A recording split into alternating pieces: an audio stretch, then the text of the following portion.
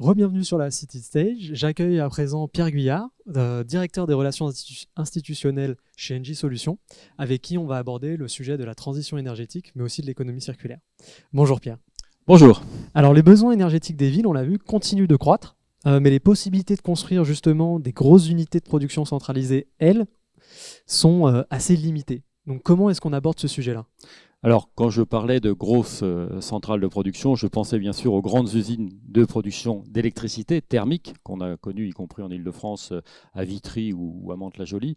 Je parlais des grandes centrales de production nucléaire qui existent aussi. Et puis, voilà, des grosses usines d'incinération qui marchaient au charbon dans les années 30, 50, 60. Et effectivement, ces grandes unités-là continuent d'exister, mais plutôt loin des villes sur le long des fleuves.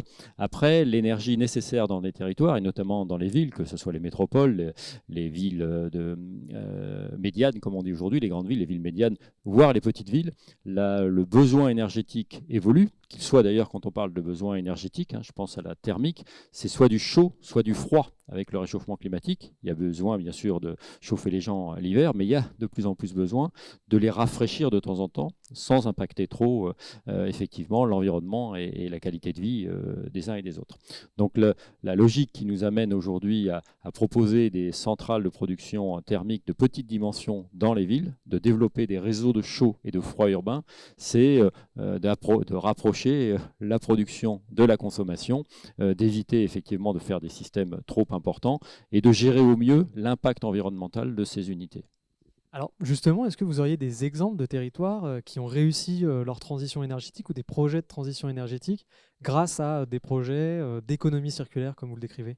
Alors effectivement, ce qui est intéressant dans l'énergie thermique, c'est qu'on peut solliciter ce dont le territoire regorge parfois en termes d'énergie récupérable pour alimenter les uns et les autres.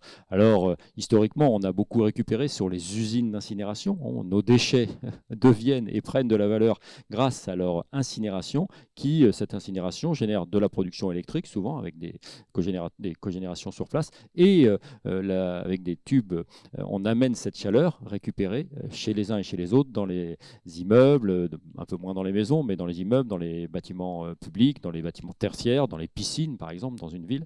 C'est effectivement cette chaleur de récupération. Et depuis de nombreuses années, je pense à la ville d'Amiens, la métropole, on a là un réseau de chaleur qui va à la fois récupérer de la chaleur dans les eaux d'assainissement, qui va récupérer de la chaleur chez les industriels qui parfois surproduisent de l'énergie et ne l'utilisent pas pour leur process en propre.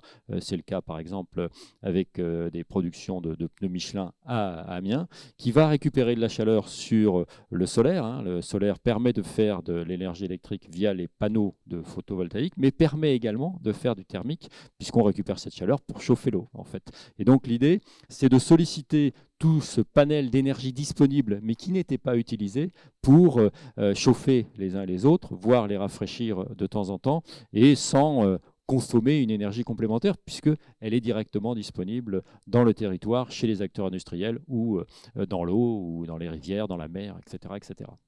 Et très bien, et donc là, le dernier point que j'ai envie d'aborder avec vous, c'est comment est-ce que NJ Solutions, en l'occurrence, accompagne les différents acteurs pour faciliter leur transition énergétique ?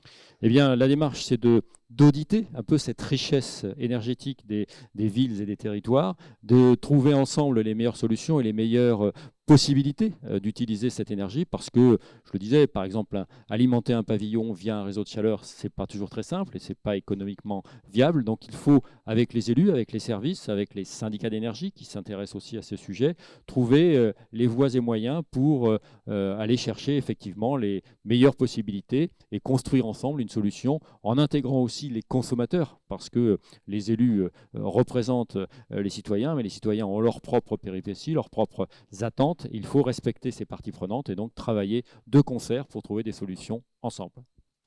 Pierre Guyard, merci pour nous avoir partagé tous ces éléments. Merci à vous. Et je vous dis à très bientôt au Web Institute. À bientôt.